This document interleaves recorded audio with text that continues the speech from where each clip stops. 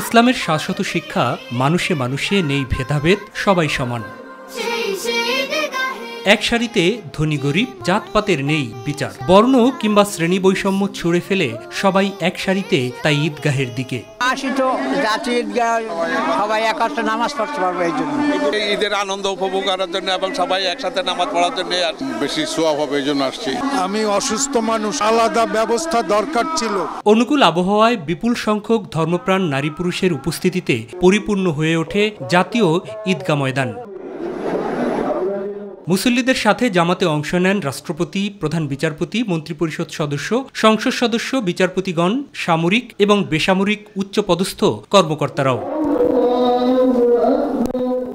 নামাজের খুতবায় খতিব তুলে ধরেন ঈদের তাৎপর্য। মোনাজাতে দেশ ও জাতির শান্তি কামনার পাশাপাশি নিপীড়িত গাজাবাসীর জন্য দোয়া করেন। নামাজ শেষে ইসলামের সুমহান সেই চোখ জুড়ানো দৃশ্য। সবাইকে ঈদ মুবারক। দেশের সবাই যেন ভালো থাকে এর জন্য দোয়া করেছে আল্লাহর কাছে। ভেদাভেদ ভুলে যাওয়ার প্রত্যয় মুসল্লিদের। সম্প্রীতি, ভ্রাতৃত্ব, এটাকে আমরা বজায় রাখার জন্য সবভাবেই চেষ্টা করি। আমরা চাই এই সম্প্রীতি ছড়িয়ে পড়ুক। ভেদাভেদহীন একটি রাষ্ট্র ব্যবস্থা থাকার কথা, আমাদের কি আজকে সেটি আমরা বাস্তবায়ন করতে পেরেছি?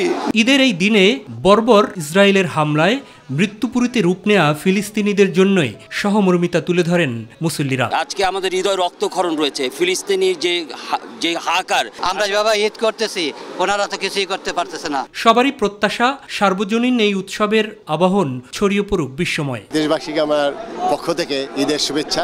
মহিলারা এত স্বতঃস্ফূর্তভাবে তারা জামাতে নামাজ পড়তে আসবে আমার ধারণা ছিল না। এখানে সারা দেশবাসীর জন্য দোয়া হয়েছে, আমি এটাতে অনেক খুশি। মহান রব্বুল আলামিনের কাছে চেয়েছে যেন দেশ ও জাতির কল্যাণ হয়।